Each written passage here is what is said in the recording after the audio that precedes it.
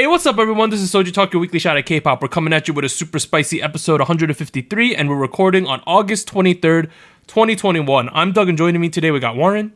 Hey, what's up, everybody? And Anita. Hello. And as a quick reminder, check out SojuTalk on your favorite podcast platform, sub to us on YouTube, and join the SojuTalk Discord and be a part of the nation. Boom. All right, announcements. We do have some this week. The first one, we do have a SojuTalk community-oriented TikTok page. I don't really know too much about TikTok. I'm a bit of a boomer here. I just watch, I'm so bad. I watch some TikToks. I also watch YouTube Shorts because it's more accessible to me. Oh my God. It's definitely inferior though, but it's what's convenient. But if you want to check out our TikTok page, it's at tiktok.com/@SojuTalkFan, and it is ran by community member Therese. So shout out to Therese for doing that for us. Shout out. All right, Warren, you got something to say? Yeah, we've been doing Twitch nowadays. We're gonna be we were on last week. We'll be on again this Thursday at 7 p.m. Eastern time. I forgot to mention the time last week. Apparently, what are we doing this time around? We're doing a World Cup and GeoGuessr. I think we'll figure stuff out. We're not doing anything K-pop related, but we're gonna be there. We're gonna have fun. Come join. Coming out. Yeah, and in the future we're gonna be doing a bunch of things. We might be playing some games. Might be doing another dating simulator or something like that last week. Things like that. Shout out to the Red Girl. Yeah, shout out to Red Girl. And finally, we have a new Fiesta patron this week. So shout out to Ellie for joining our Patreon, supporting the nation. Hello. Shout out to Ellie. Thank you. Hey, but we're now at part 1, SojuTalk episode 153. We're going to talk about 3 big releases. We're going to choose a spicy song king and hit you with the music show winners. Let's get it. The releases this week are actually big, right? If we look at the names, we got TXT, Brave Girl, Stray Kids. That's our top tier comebacks. The first one though, on Tuesday we had TXT's Loser Lover. So they are from Big Hit, Hype, whatever you want to call it these days. They debuted in 2019. Their last 3 songs were 01 Love Song, Blue Hour, and Can't You See Me, with 11 music show wins so far. All right, the thing with this Loser Lover song is you have to compare it to 01 Love Song, right? It's like, they're barking up the same angsty tree. Yep. There's an argument to be made that TXT's in the awkward teenage angsty phase that everyone goes through in high school, right? Like where you start listening to rock, like a little bit emo music, My Chemical Romance back in the day. Eyeshadows, like ripped black jeans. You're shopping at Hot Topic all of a sudden, Hot Topic. That's what it kind of feels like. Now, I think that when I compare the two, I think 01 Love Songs is a significant amount better than Loser Lover. Ooh. Something, at least 01 Love Song to me, had some a bit of energy, some high notes, right? There was some fun things going on. Loser Lover to me feels just a lot more mopey, is the word I'm gonna describe it. What was interesting about 01 Love Song is there's a very interesting intro to the track that's very energetic. And then it drops off and then does the whole verse thing. And that works, right? Because the beginning of the track engages the listener almost immediately. That works. This one, the moment the song begins, it's rather cliche with the whole emo thing, visually and musically. It's just an emo rock track. It works. But it's the same formula we've seen several times. And it's, it's just not very interesting in that aspect for me. Can I? Okay, someone. I gotta shade someone a tiny bit. Not completely throw under the bus, but it's a funny thing. Someone in my family thought the first shot of them being on a flatbed was a real shot for 10 seconds. I was like, they were like, what country is it from? I'm like, bro, it's CG. So that happened. I don't know. That was an experience. It was good computer graphics. Apparently, right? It fooled someone. Green screen. Anita, what are your initial feelings of Loser Lover? How should I say? I also like this type of sound for the angsty rock. Okay. I feel like the chorus for some reason is quite catchy. Oh, it's so catchy. Oh my goodness. Even though it's not as, how should I say? I feel like 01 Love Song is a little bit more it leans more into the angst, I guess. Whereas this feels more like kind of angsty, but we're still playing it off. Like we're not fully into our emotions. And Love Song kind of did that. And then this was more like we're not really that expressive, I guess. So I don't know. I guess it kind of felt like, oh, this is even more in line to what I would associate with this type of genre, where like we want to show that we care and that we feel, but we're still playing it off like we don't, or like I'm a loser. Like, yeah, what can I do about it? That lover with a $sign line is really good though. Like, I don't know, something about that line I think is super catchy. Is it? I don't know. I personally thought it was a little cringy. That's my I don't know. That's my takeaway with the track. Here's the thing, right? When you have an emotional track like this, when you're leaning into like the emo-ness, I feel like you run a risk of coming off in that kind of way towards audiences who are not in that similar emotional plane, right? Does that kind of make sense? Like for me personally, I'm not really going through a depressing, state of mind right now. I'm living a happy life. The track, I don't know, personally speaking, just doesn't really do that much. And I'm not gonna say, I can't really say that applies to all of the emo-ish rock tracks and overall, because the last track completely did that. It turned my mood around, you know? Oh, even though it was angsty, you felt good listening? No, yeah. Something about 01 Love Song feels like, oh, like, ooh. No. I meant that like it's a little angsty, and I feel angsty too. It changes my mood. That's what I meant. Influences your emotions. Right. It drives my emotion in that in that direction. Here with this track, I'm sitting back here like, I guess they're angsty about it, but what are you gonna do about it? It's like I'm not very convinced. So you're saying like the emotional connection was way deeper on 01 Love Song.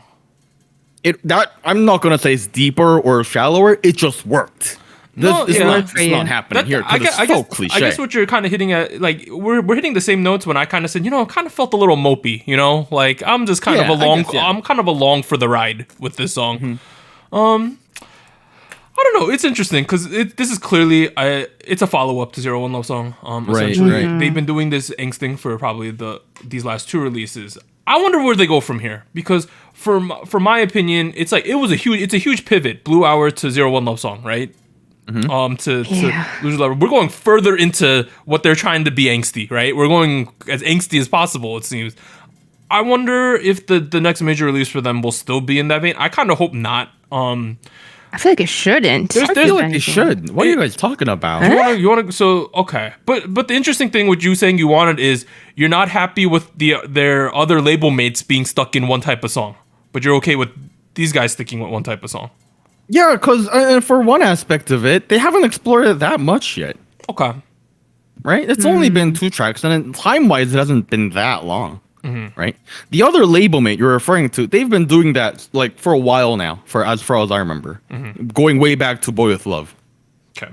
So. Yeah. Overall, I think it's not a bad song. It's just all right. It's pretty good. It's nothing to shout out about or shout home about. Personally speaking. Oh yeah, go ahead.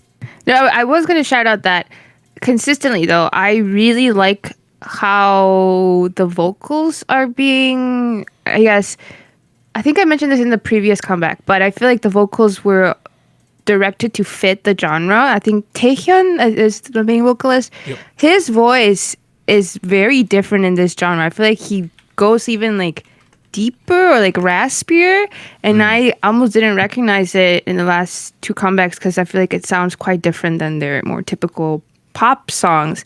So I don't know. I feel like I like that. I like that they committed to the sound to some extent, and I agree that they haven't quite explored all of the genre, all of the variations of this angsty punk rock sound.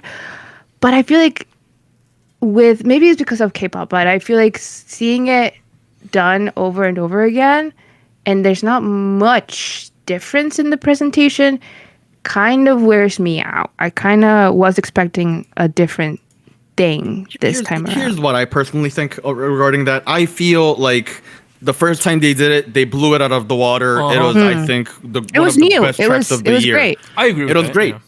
The second time they do it, I think they made a mistake. I'm willing to let it pass. Impress me the third time. That's what I'm willing to say, right?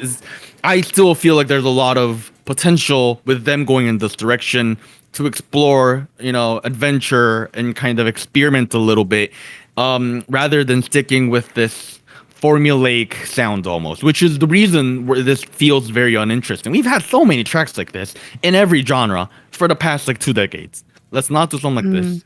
Do something a little different.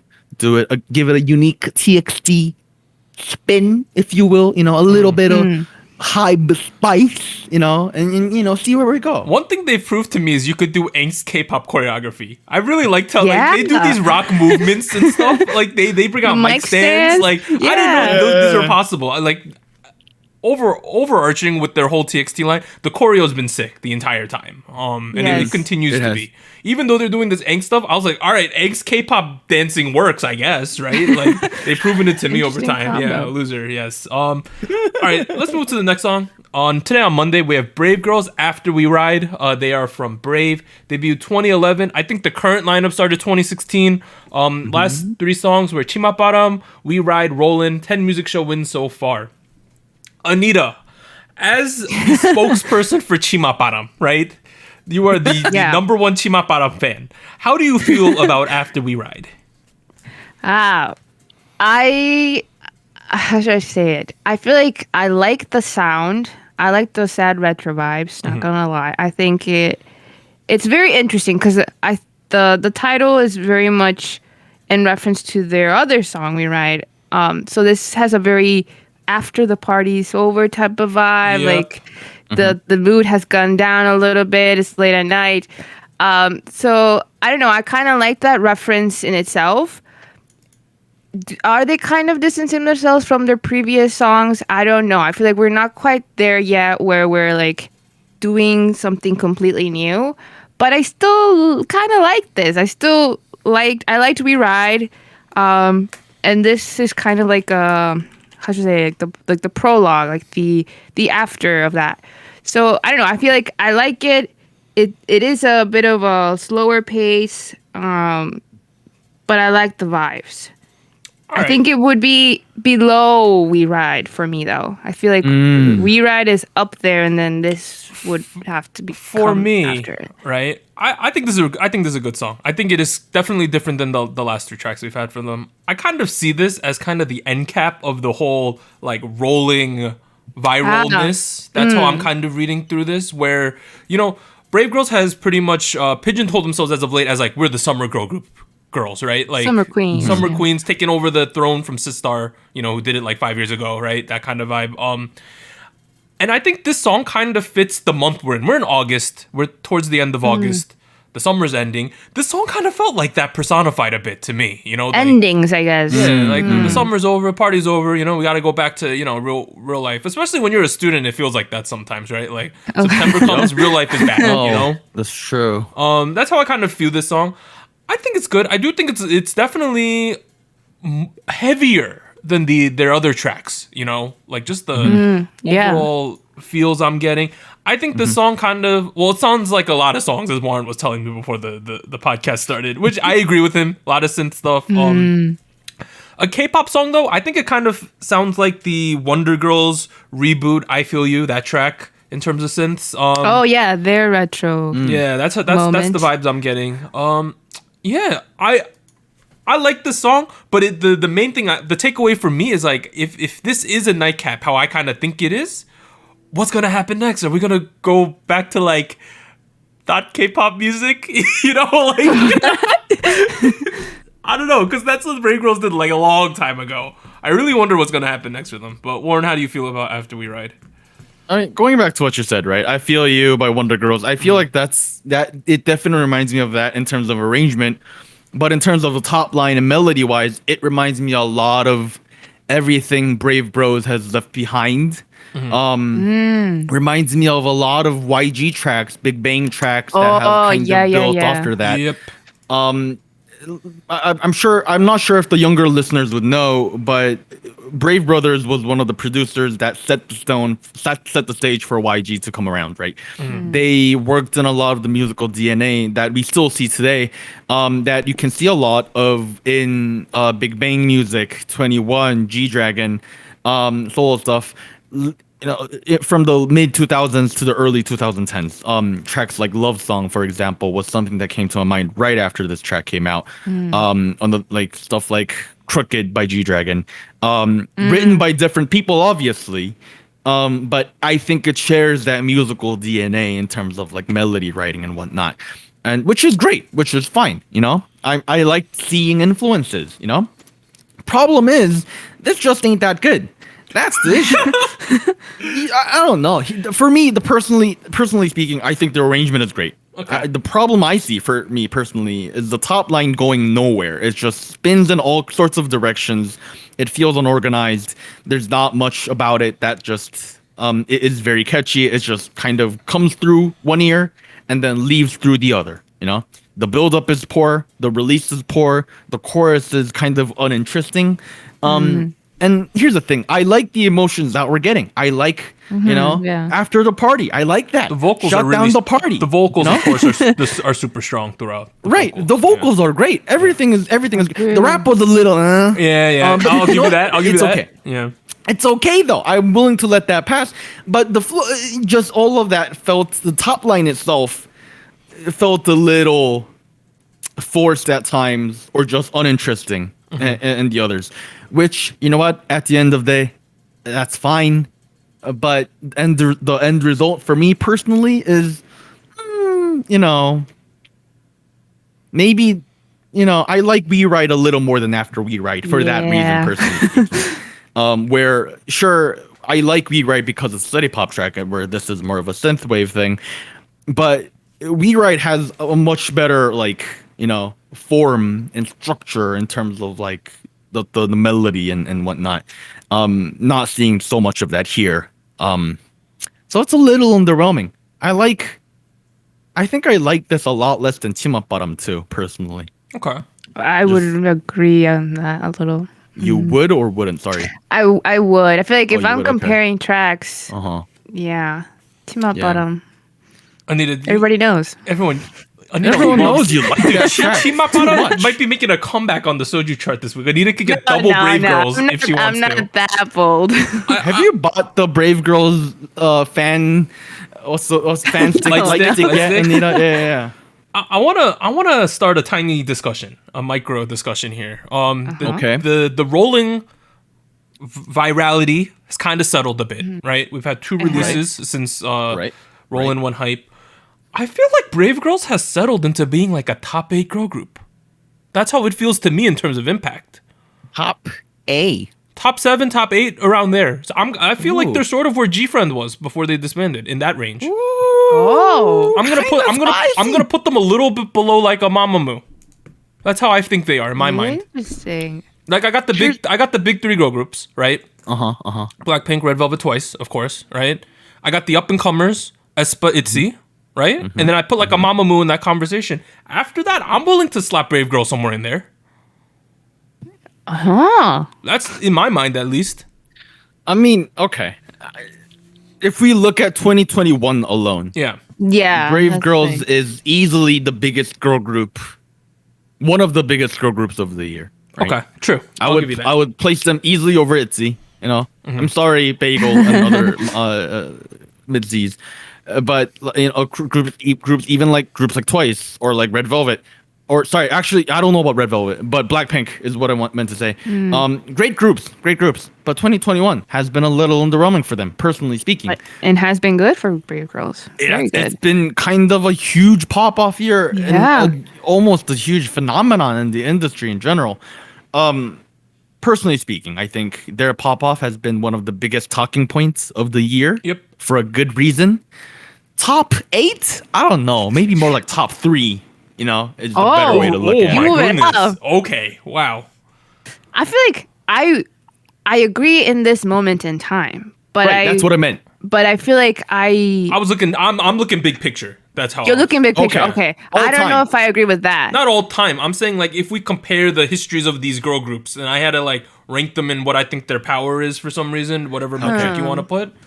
That's how So this generation of groups in general. I just feel like a lot of the success is due to the viralness of Rolling, and I don't think would any of the follow up songs have hit that yet, you know. So that's just how they feel in my mind. I don't know, and I want to shout out one other group while we're here.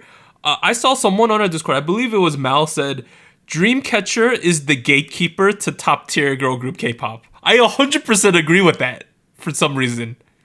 Okay, what do you mean? Wait, why? He like the way he was saying is like, you know, Dreamcatcher is that girl group that's sort of near top 10, and you can maybe put them in 10th, maybe not. And if you want to be a top tier girl group, you need to do better than Dreamcatcher. Oh boy, Oh. I guess that makes sense. It actually. does, right? Yeah, no, yeah, Right? yeah, no, yeah. Because Dreamcatcher's the group, a lot of people like them. They're doing very well, right? International fans like them. But like, are they top tier? You know, that's how you feel about it. There's groups that are above Dreamcatcher, and there's groups that are below Dreamcatcher. I mean, here's the thing. The thing with Dreamcatcher is that they're in a very unique position, Of right? course, Like yes. they're very big internationally, Yeah. but not at all domestically. They're top 10 like- selling. Oh, well, that's international sales too, so I don't know. That's international Yeah. stuff. See, that's the thing. Like, they have a very unique position in that aspect. Same with Brave Girls. That way, that's what makes this very interesting. Their fandom composition is just so different from the rest of this yeah. generation, right? Like, Yeah, but just some food for thought. I don't know. I thought that was a really interesting take. I don't know if I 100% agree with it, but I thought it was some discussion points, right? I used to say the same thing about Cosmic Girls. Same kind of That deal. too, right? Yeah, they're in Yeah. that. Kinda They're, still they're in applies, about the though. same range, right? Yeah. So Really? I guess that's yeah, true. these days, yeah. That's these days. All right, finally, I'll probably call this the biggest release of the week because people have been waiting for this for a long time. We have Stray Kids Thunderous. So they are from JYP. Debut 2017. The last 3 proper title tracks were Backdoor, God's Menu, Levanter. 4 music show wins so far. Before we get to that, they sold 930,000 pre-orders of the album No Easy, a new personal record, and over... Oh, it's not 300 anymore because I updated this article. Like, it's like 300,000 to 400,000 more than their previous record. Wow. In life back in That September of gap. 2020. That's So wild. in about a 12-month span, they like almost doubled their pre-order sales. Oh my god. Yeah, kind of crazy. That's crazy. Okay, Thunderous though. I don't like your voice tone.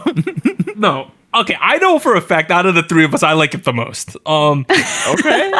It is one of those Why'd you songs. begin with It that? is one of those songs for me where I don't Okay. think I don't when I'm on the show, you know, I talk on my just like gut reaction to songs. I don't talk about the techniques, what we're doing in the production room, right? I'm just like, how is this song, right? Is it good? Is it bad? How does it make me feel? For Fair. me, this is a song that I get very hyped to. I will be working out to this song all the time. But is it a really good song? Probably not. You know what I'm saying? Like, it's a hype song though. But like, it's especially when I'm comparing it to God's Menu and Backdoor, their last two tracks. You know, it's hard to say this is a great song relative to. I'm glad you make the comparison though. Like, because I feel like this song does so much of what God's Menu did, but as not as good. Oh. That's my takeaway with this track personally. You know. Yeah.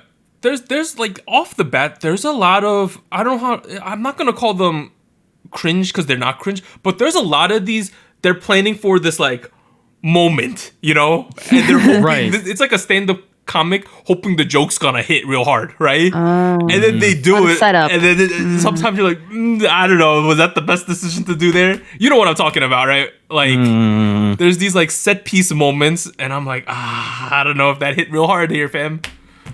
But that being said, for me, like like I know you guys aren't. I know Anita doesn't really like the brass in the chorus, bro. It got me hype, and I'm gonna move the ball to Warren. I think the monkey in the room is the amount of traditional Korean elements in this track. And there was a previous song that we covered called "One Us Is Lit," which is one of the most controversial songs in our podcast's history due to Warren's scathing review of that. How does this fit in your range relative to "One Us Is Lit"?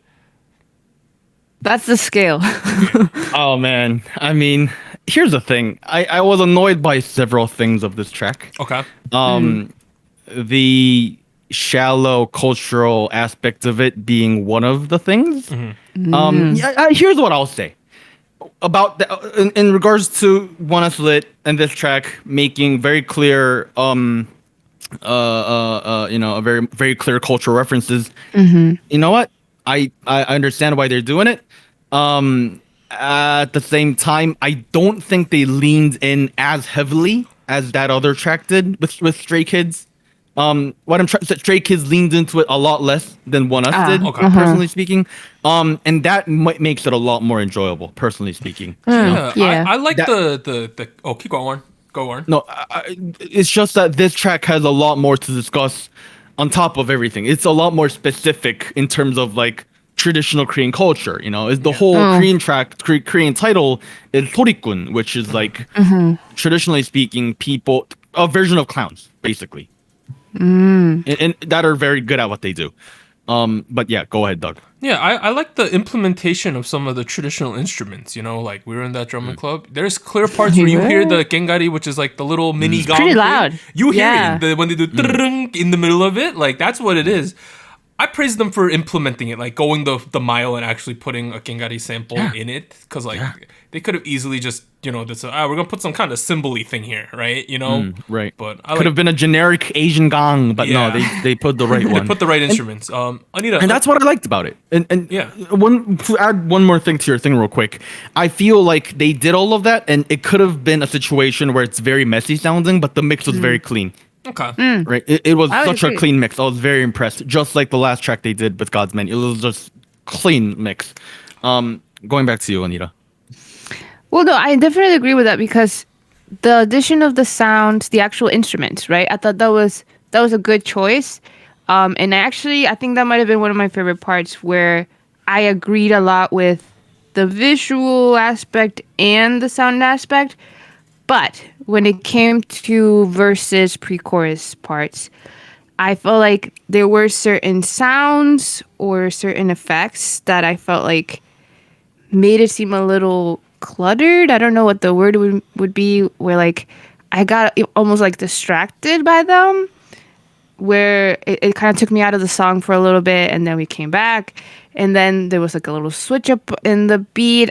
I don't know. There was just a lot of different things going on, and I wasn't sure that all of them were necessary or that they complemented each other.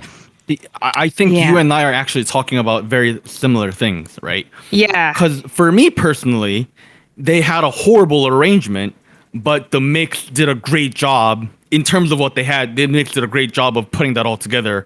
But that still doesn't change the fact that the arrangement is kind of difficult to listen to with everything going on, right? Yeah.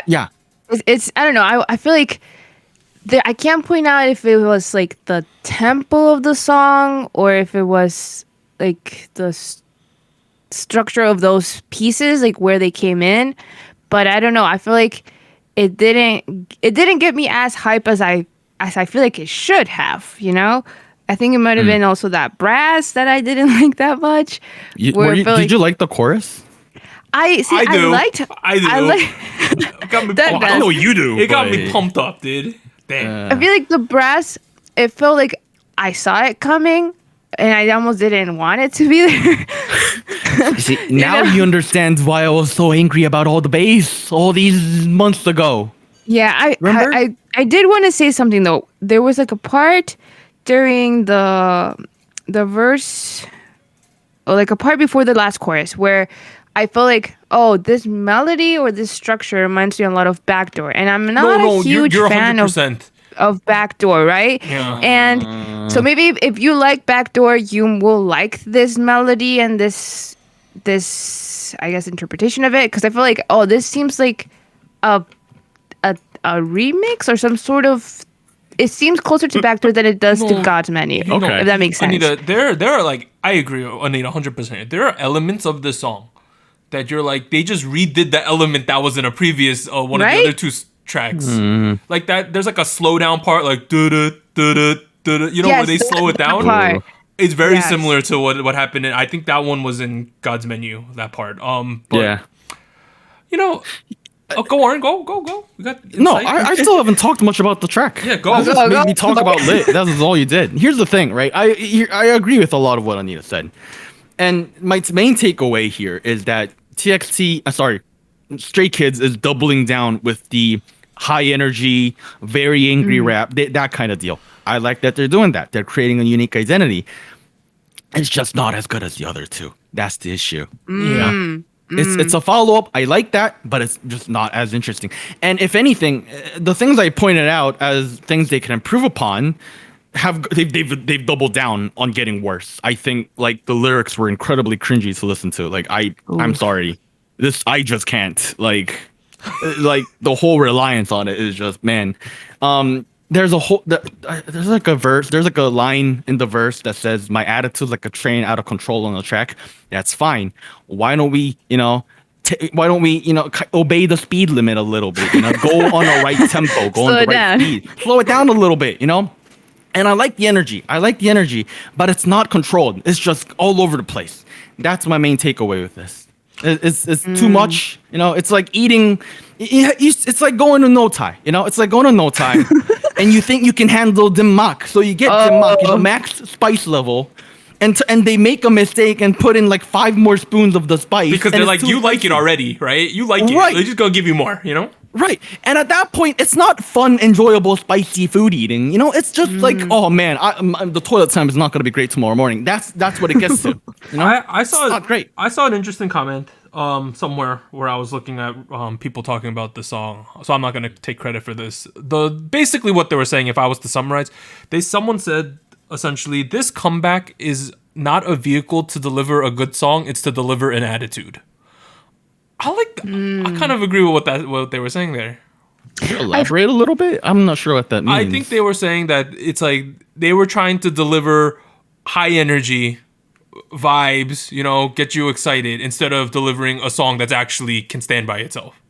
I kind of agree with that because I was watching the live performance of this, and I mean the choreo is great. I think Stray Kids has very consistent, really clean choreo.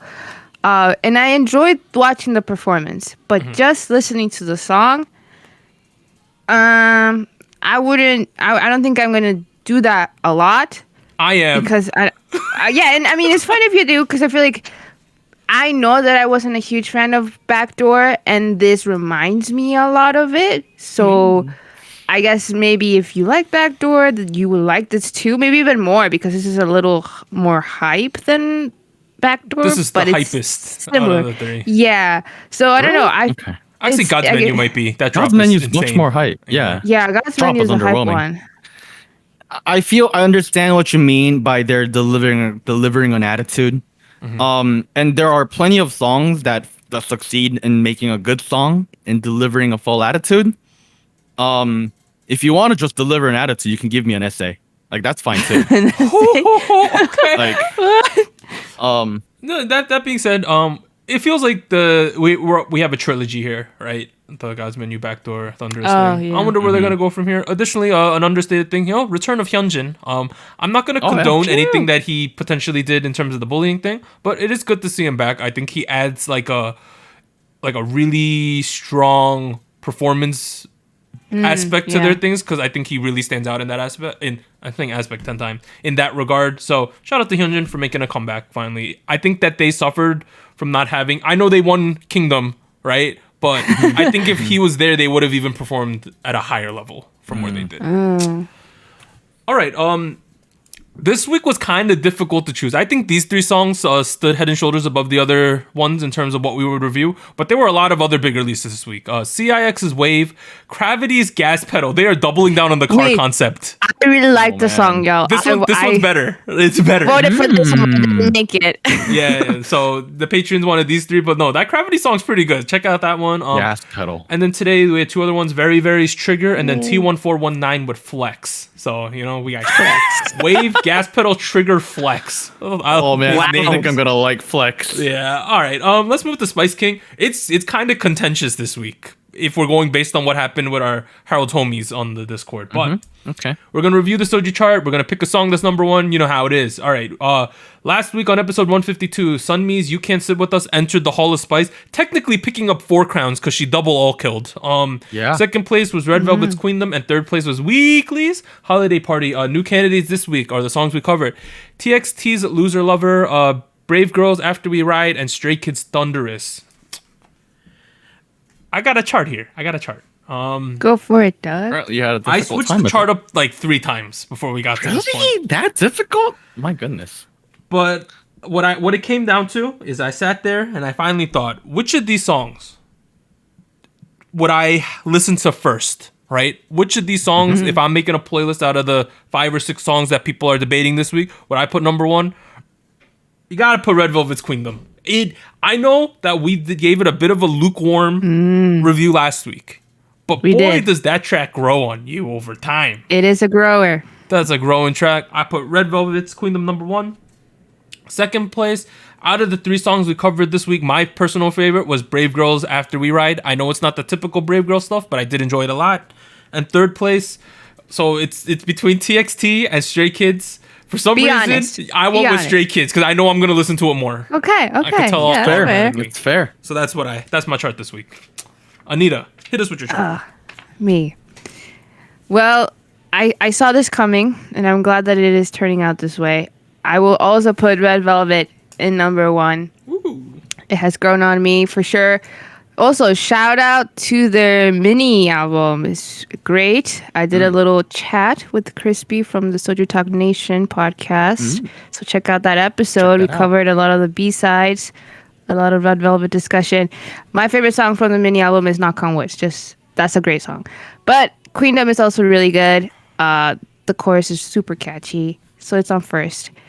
Second, this is a game time decision because the more I think about it, How is second a game time decision over third? Is it between TXT and Brave Girls?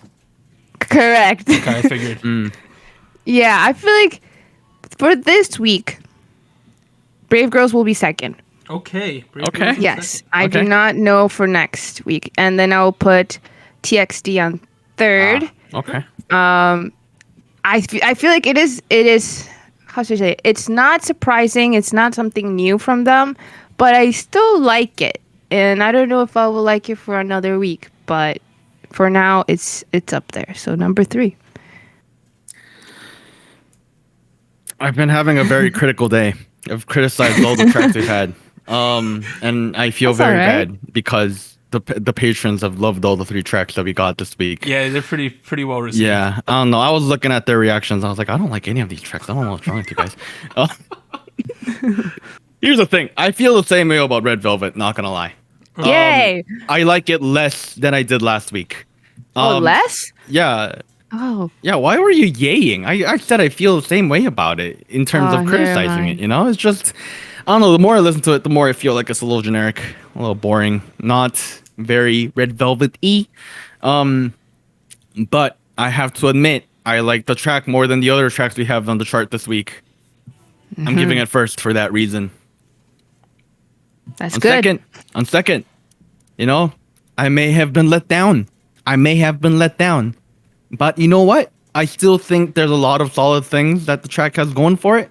Still enjoying the kind of mopiness, if you will. Giving it to Oh. TXT. No?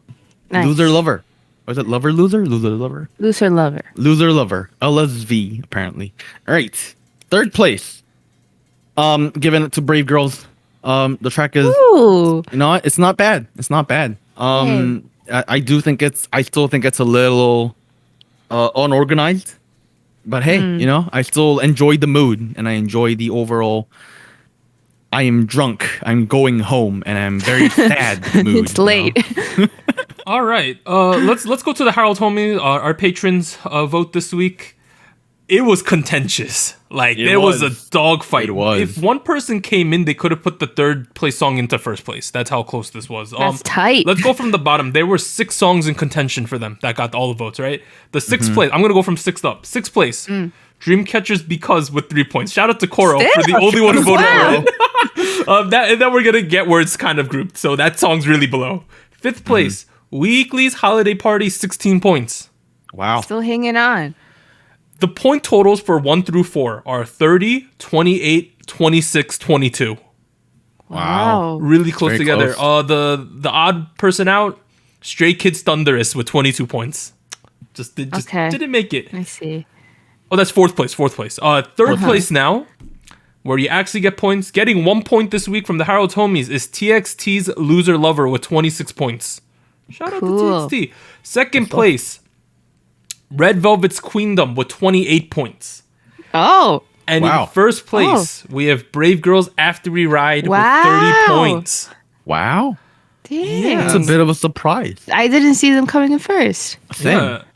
That being said, it's really close between those groups. If anyone had come in and like did a poll here, it could have flip-flopped real quick there.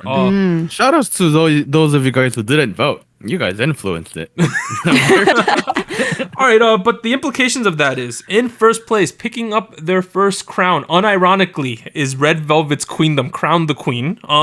Ooh. Second place, we have Brave Girls, After We Ride with 12 points. And then in third place, we have TXT's Loser Lover with 5 points. So that is the chart for this week. Boom. Congrats. Yay. Congrats. Red Velvet was 1 5-pointer from having 2 crowns already. Let's look at next week real quick. What is the big releases? B2B, JB potentially. Unbi Solo. That should be something fun. Ooh. That should be spicy. Unbi Solo's tomorrow, y'all. It's happening. Oh, We're boy. excited. All right, but Excited. finally, we're at show winners. Anita, hit us with them. We have 2 winners this past week. We have the boys with Thrill Ride. They won on the show M Countdown, Show Champion, Music Bank, and Show Music Core. So 5 total wins for That's a lot of wins. this comeback.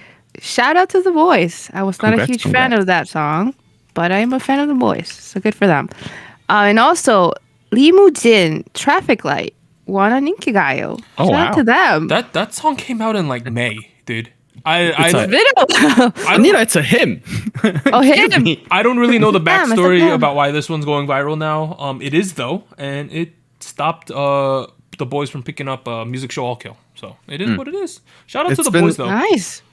It's been doing well for a while actually. Yeah. I've seen it on the chart for a long time. It's a good track. You should check it out. And for some info, M Count that did not air this week is 2 members tested positive for COVID. Yeah, that's a thing. Oh, no. But we're Yikes. now at the end of part 1 of SojuTalk 153. We'll be back after a short break. A 3, a 2, a 1.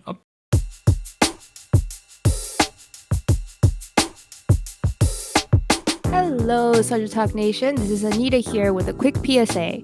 If you would like to support SojuTalk Kpop Podcast, please like, subscribe, or follow us on whatever platform you're using. And consider joining our Patreon at patreon.com/SojuTalk or donating to us at paypal.me/SojuTalk. On behalf of the crew and myself, thank you. Now back to our regularly scheduled episode.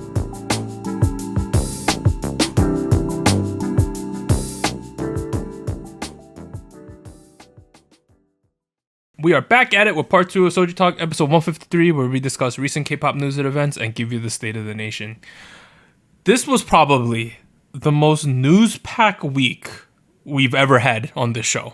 The amount of Really? stuff that came out was ridiculous. In terms of the big news pieces, we had relationship. We're getting a baby at some point. Yep. I just choked on my own spit. What is wrong? I don't know. There was an update for a news story. I'm struggling here. From last week, things were canceled. Lineups were announced. The comebacks are like loaded with like stories themselves that we got. Look at the list of announced comebacks. There's like 15 of them on here. It's that time of year, isn't it? We're back to that time of year. Everyone and their mothers. Okay, I'll start with the stories I'm presenting this week. This is probably the biggest one, I would say, in terms of just K-pop impact. According to reports, IZ*ONE's Chaewon will be transferring from Woollim Entertainment to Hybe labels. She is expected to join Source Music's upcoming 5-member girl group along with 2 to 3 other IZ*ONE members, along with other Produce 48 contestants. Ooh. Spicy. So that dropped. Everyone's mind exploded. People were like, hey, wasn't Sakura mentioned with Hybe like a month ago? Like right after it disbanded? later in the week, fellow IZ*ONE member Sakura was also reported to be in talks. And then later in the week, Japanese media stated that she had officially signed the contract with HYBE. In response, HYBE stated that they are unable to share any contract details regarding Chaewon Sakura or the overall issue. So HYBE's But not they're releasing any talking. statement, but Japan is saying Sakura signed. People are saying Chaewon signed already. Craziness, right? Wow. So fast. I mean, you know what? I hope it happens. I Yeah. hope it happens. Sakura signing, I don't think is as big of a deal because she is a free agent. She left the AKB thing, so Right, she could have signed right. with anyone. That's a thing. I But guess that's true. Chaewon transferring, I don't know if we've had this high profile of a transfer when you're technically under contract ever in K-pop. A direct transfer, one company the- to another. I guess the only example I can think of is Hyuna going from Wonder Girls Oh, to yeah. Cube. Yeah. Remember that was a thing? But yeah. of recent But- memory, not really, right? Like No. it's not really a thing anymore. I my first impressions was this is really cool. I was kind of wondering how it might be easier because Chaewon's technically probably on a trainee contract with Woolim because she hasn't officially debuted with them. She was in IZ*ONE, but who knows? I saw other people talking about, man, did HYBE just send Woolim the bag to get this contract? Because the only other figure about transfers or breaking a contract we heard was the stuff with Nancy with Momoland earlier in the year. And that was reported to be $1 million, but the circumstances were different because she just wanted to get out of the situation. Right. But like, it wouldn't be the most surprising thing in the world if HYBE threw Woolim some money to get Chaewon, right?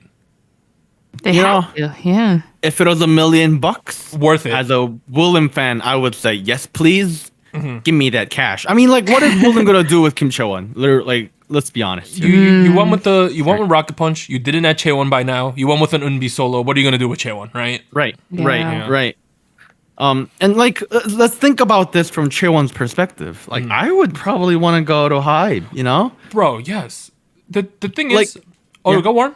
No, imagine the DMs I'm sending Sakura right now. I'm gonna be like, "What was your contract like? How much money did they give you? You know, like, let me negotiate. You know, like." So the one kind of sad note is like Source Music, G-Friend, they pretty much just disbanded them and we're getting a new girl group. Yeah. It really feels like now that HYBE bought Source because of their girl group knowledge and their expertise handling girl groups, but didn't want their existing girl group. That's what it feels like a little bit to me. really- Rough. I thought of it as a portfolio thing, personally speaking. Yeah. Diversify. Yeah. Right, because right around that time, and they were going public with the socks.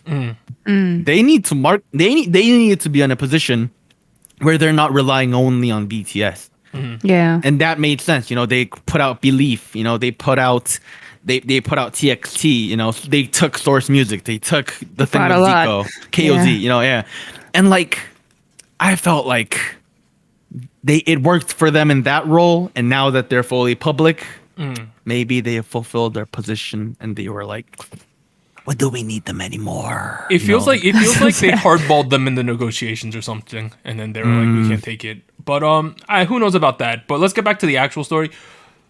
There's a potential for another IZ*ONE member, right? That was the thing. Right. Let me go to the second news. Basically, the second news was that Wonyoung and Yujin will be debuting in a Starship girl group in 2021. Starship confirmed these things. So it's not them, right? Shout out to the Starships. I think that group has a ton of potential there. But so it's not them. It seems like Chaeyeon's gonna do something with a WM group that's eventually gonna happen, right? Oh. Other people. Let's think about this. So people are thinking, right? They're thinking the other options are potential. Well, it's not Eunbi and Yena because they're having solo stuff that's confirmed, right? Can't be them. Right, People are thinking right. it's the Japanese kids, or I've been hearing Yuri and Minju's name thrown around. Warren doesn't think it's Yuri because she's all over that Wake One stuff that CJE&M has been putting out lately, so it doesn't make sense. Yeah, every time I do research about this Wake One company, Yuri's she's on there. Like they've been making sure that she's their asset. So if you boil it down, then it's like Minju, Haewon, or Hitomi Nako, or like the choices at the end, right? Well, I would Right. guess Hyewon isn't it either, right? Because like she started on her own YouTube channel that's like backed by 8D. Yeah, she's been doing a lot of variety and stuff lately. So Hyewon? not straight variety, but I've seen her like appear on things. and maybe it's her okay. YouTube Oh. channel. But I swear Yeah, she was a I part think of that's another what show. we're talking about. Okay. No, she has her own solo YouTube channel now, which I would assume is somehow connected to her official connection with AD, right? Like, Yeah. it doesn't look like anything she's doing out of her bedroom in that aspect. So I would probably put my votes on Minju, Hitomi, and Nako. Okay. Any of them would be fine here. Like this, Yeah. this girl group with the backing of Hybe, with the backing of Source, it's gonna be big, right? Yes. This Starship group is going to be pretty big. This One Young Yujin thing, that's gonna be hyped up. Additionally, isn't there gonna be Female Island at some point next year too? I heard. There was a rumor about it. Right? Yeah. I think that was unconfirmed, but that might be happening as well. So we're like, there's gonna be a new battle soon. I'm down for it. You know what would be really awful is they put the former IZ*ONE kids in Female Island. Oh no! No. That would be awful. No. I bet don't want it to happen. The only way I would be okay with that is if they said like these kids are in the group, you're fighting for the other spots. You know? That's what I'm saying. Yeah, like they would okay. get to choose in a way Yeah. their teammates. So basically, like the Kara show they did a while Yeah, back. they did that. And yeah. Yeah. Hey, who knows? But it does say like other Produce 48 contestants. I wonder who. People were trying to look up like what connections were made, but I saw people putting on the tinfoil hat, getting the string out and the wall, trying to figure out who might be in this group. No one really has good options though. The other news, the One Young Yujin Starship thing. If you're a Cosmic Girls fan, good luck because I feel like the attention will be put in this One Young Yujin thing real quick, right? Cosmic Girls ain't getting that many comebacks nowadays. No. No. As a personal fan, I'm a little concerned. I'm not gonna lie. Yeah, but that group's gonna be pretty big. You gotta recruit very tall girls to be in that group because like One Young and Yujin are like 5'7" plus each, right? Like Really? yeah, they're They're really tall. tall. One Young's like Wow. 5'9" these days or something. Dang. That's Yeah. a model. But Yeah. so that's the IZ*ONE front. Kind of crazy. We got all that news. Anita, hit us with a baby real quick. Yeah, and some unexpected news. Icon's Bobby will be getting married and is also expecting to become a father in September. Oh wow. Yeah, so Oh my real God. quick. Yeah, last Friday, Bobby my broke God. the news through a handwritten letter to fans and did not reveal exactly when nor to whom he will be getting married to. But congratulations. Yo, this homie glad. this homie went out and pulled a Chen real quick. Okay, I've been reading so much about Memes, this the because Beebs. there's a lot of memes. There's a lot of comparisons, of course, because of Chen's news last year. Yeah, last year. year, Last Yeah. year. Yeah, last year. And I don't know. I feel like there's been some mixed reactions. Some people are saying that the reactions are relatively positive and not Yep, as harsh now because he was not the first to have this type of announcement. Whereas with Chen's situation, it got a little nasty. The fans, some fans, not everybody, were a little unreasonable, I should say. The Sasangs were really angry too about that one. Yeah, it was Yeah. a little weird, but I don't know. Congratulations to Bobby and his wife, soon-to-be yeah. wife. Can I play the devil's advocate real quick? Oh boy. Okay, well, of course. What do you think's went on, Warren? I want to congratulate the lad. Yeah, of you know? course, Yes. of course. It's wonderful news that we're getting. We could still throw some jokes though, right? Oh no, throw all the jokes. Yeah. Here's what I personally think though. Let's imagine I came to you guys next week and I was like, guys, I'm getting married. I got a kid coming out. I'd laugh at you, dude.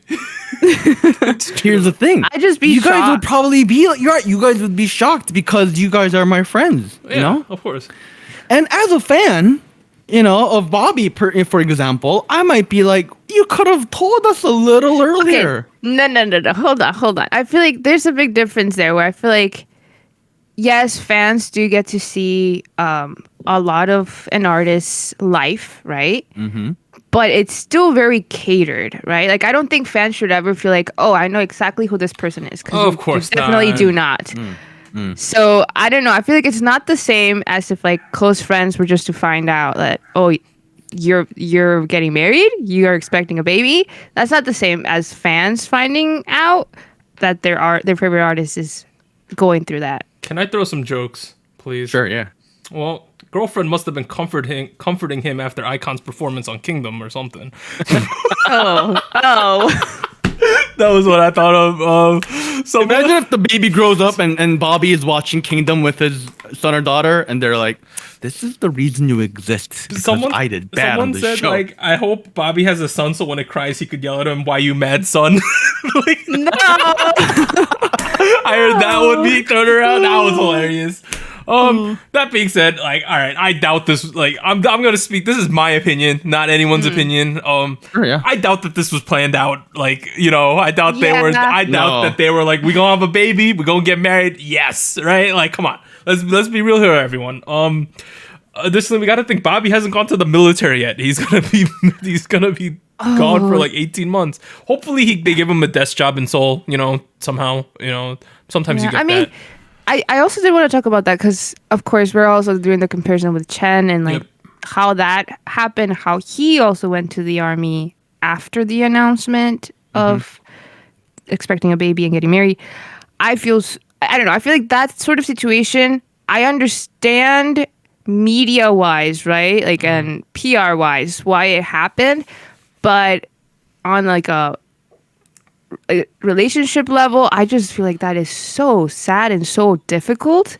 Like, knowing that the soon-to-be mother is basically on their own and this whole happened and the scandal. I don't know. I feel like I hope that it's not in that same timing with Bobby, because I don't know. I just feel bad for a lot of the parties. I think sad is one way to put it. I think it's god awful, personally speaking. Yeah. I agree. Hopefully, knowing Bobby's age, I think he has a little more time left on his plate over Chen. I don't know. Does the man have a disjointed ankle or something? Like Take a break. Find an excuse now. I mean, honestly, yeah. Like, the excuse would be like, my wife, soon-to-be wife, is pregnant. That's not a good enough excuse. That's though. not a good enough excuse. It's not. That's the world we live in. The guy. SojuTalk Entertainment does not endorse any kind of military fraud where you lie about your medical records. The guy from to us. FT Island who had a baby who got married to the girl from Laboom. He went to the military even though they had a kid. So so it's a trend then. No, I mean you have to go. No, it's not a trend. You go to the military still. They did that with Sai too. Remember that was a thing. Yeah. He went to the military twice. So what trend are you pointing at, Anita?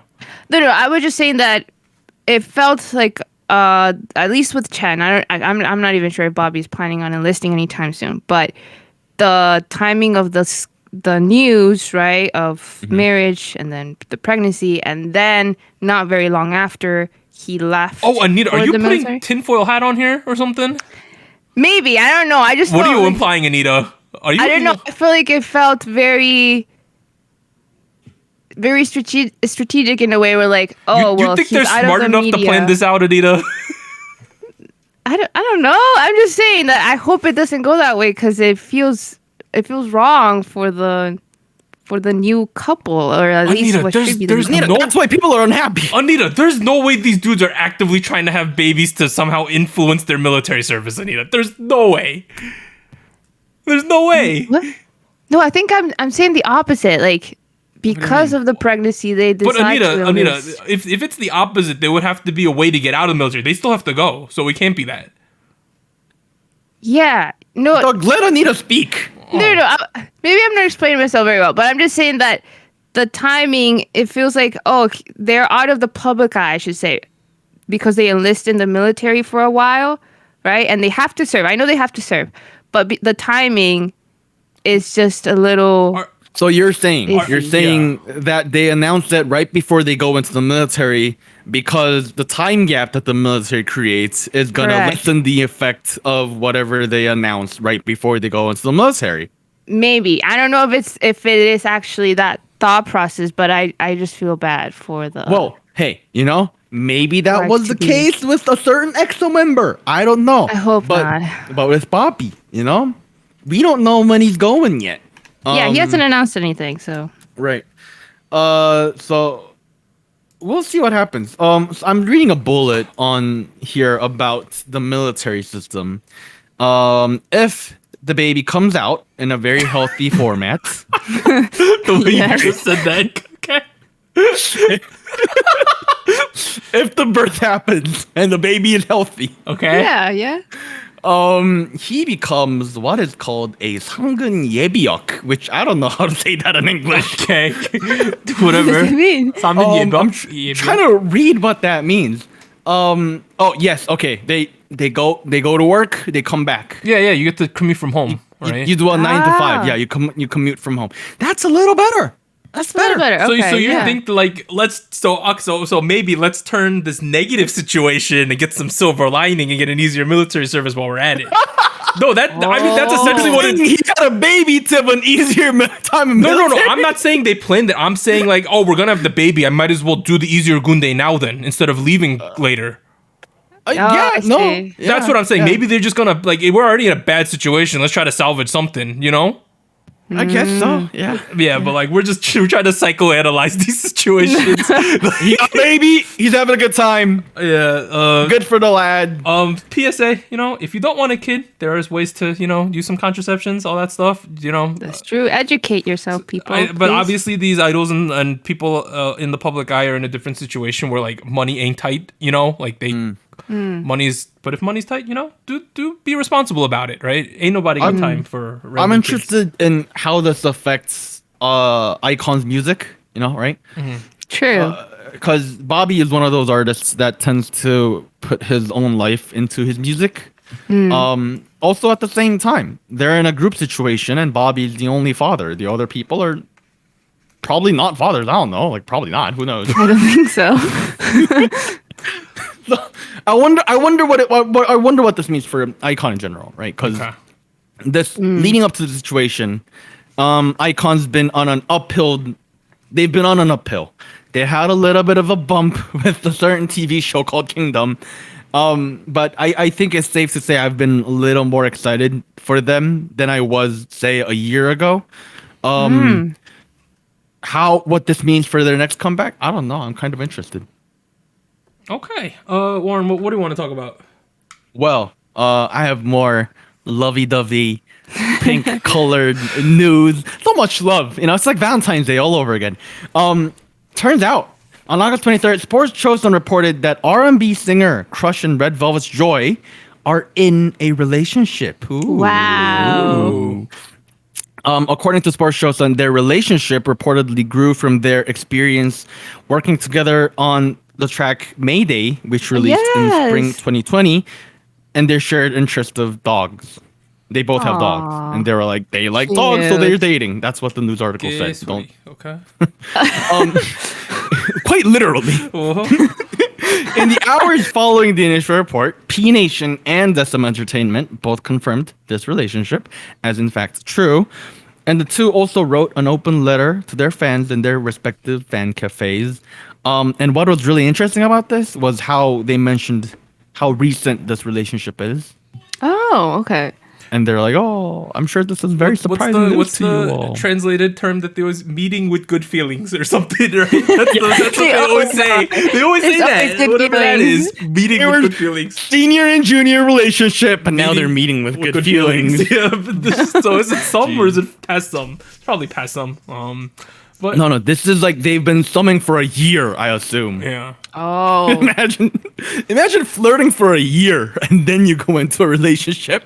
And then it instantly goes public, right? Like, What kind of timeline is that? I thought of a ship name for these two. I take the CR from Crush. I take the OY from Joy. I'm calling them LaCroix. That's my relationship name for them. I like that. How about Jush? J from Joy and Ush. Jush. Shout out to them. That's a cute couple right there. Yeah, I Very like cute. it. Yeah. I remember like watching a behind the scenes. They did a YouTube live, the two of them together. I saw that earlier, Yeah. a couple weeks, a month ago or something like that. Yeah. Yeah. They were like, it was like, oh, like we did a song together. Look at us, we're doing a YouTube live. And I was like, man, they have an interesting chemistry together. Okay, bro, I swear I thought the same thing. I'm like, I know, right? Did you I suspect? saw it Did you and I said, suspect? oh, there was like 1 second in my head where I saw them together. I'm like, didn't the song release like a really long time ago? Like, you know, like Yeah. I thought the temporality or like when they did it was really like strange. I was like, shouldn't you do this like the week after the song's out? You know? Well, To promote. What was also really interesting was like they were like, oh, like Crush was making the track, and he was like, I needed the female vocal. I just needed Joy's voice. And I was like, I mean, like there's so many vocalists out there. He was on paper being a Red Velvet fan way before this collab too. It's true. Yeah. It's true. Yeah. It is. It made sense. I don't know. I feel like it's cool that it progressed in that way because it feels more natural because they collaborated before they started Hey, seeing each other. who Does would that have mean- thought? Oh, go on. Oh yeah, no, go ahead. Who would have thought that being the winner of a zoning out competition would be so attractive to like really pretty people, I've right? seen the lad sing. You know. Sexy lad. Great artist. I feel like Crush. This is the pinnacle of his dating career. It probably only goes down Oh, here, downhill hey. from here. Hey. I only wish the best for Crush. Oh, of I'm course. a big Crush Yes. fan. Yeah. I have his first album That's a behind me, great you know, somewhere in album. there. I still Great love that. album. Great album. Now does he have a crush on Joy? I don't know. Stop. I'm gonna go to the other news. You know, last week we were saying, oh, we'll give Pledis a year to have From Miss 9 come back, Oh, right? boy. Before we put, well, literally an hour after we finished recording, From Miss 9 was reported to be making a comeback on September 1st with their first release after the announcement of their move to Pledis last week. Pledis confirmed the reports. It's happening. So Let's go. this was a Yes. well thought out move then. And honestly, it's not like WeGo. Is it WeGo? That's the one. Yeah, from them? WeGo. Yeah, it's not like WeGo has been out all that long. So this was all of a sudden, fam. It's Moving happening. fast. No, it's great. But you know what? They've been doing one song per year. Yeah, this is the shortest duration between songs, I think, for them. Maybe. Yeah. Now we get 2 songs a year. How great is that? Yeah. All right. Next, we got some concert convention news type thing. The first one's a bit sad. Big Hit announced the official cancellation of the BTS Map of the Soul tour after because of COVID-19. This is the thing that I was supposed to go to last May was when the man. concert was supposed to be. I had tickets for the stop in New Jersey. You know, to be honest, I'm just happy I got my money back because they had been holding it the whole time. Oh, yeah. There was a period of like a month where they're like, oh, you could refund your tickets like a year ago. And everyone was like, COVID can't go on that long. You know, maybe we'll do the concert next year. But, you know, it is what it is. People aren't doing their part. So they just canceled it. It's sad. Get your vaccine. But it's the safe thing to do, so It's the responsible Yeah. thing. And like, how long can they hold these? They're essentially holding everyone's money hostage, right? Yeah. 'Cause, like, yeah. it's Yeah. just there. So I'm sure they got a gajillion emails saying, please refund my ticket, right? Like, Right. Imagine all the angry moms, you know? Oh no. Oh no. Get your vaccines if you can't. If you haven't yet.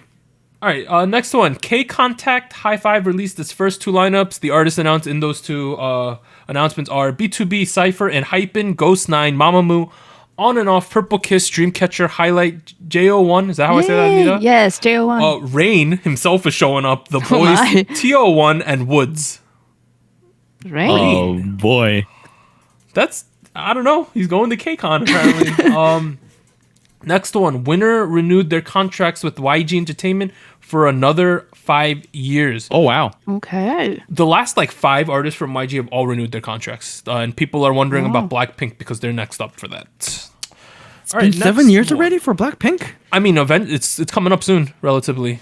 So they're wow. they're next up to do it. I don't know exactly when, but like they're the next ones on the table. You know what? If I was Blackpink, I would like to release X amount of songs during the duration of the next Negotiate. contract on my contract. Like Yeah, more they songs, please. debuted 2016. Oh, they got some time. They got They 2 got years. some time. They got some But time. people are just saying they're next up to do it.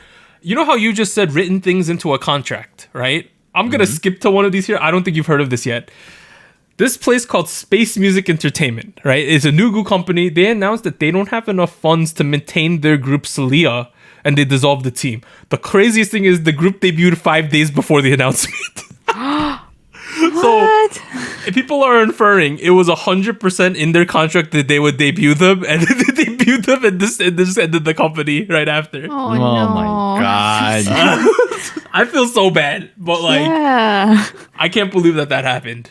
I'm willing to say that's a fraud.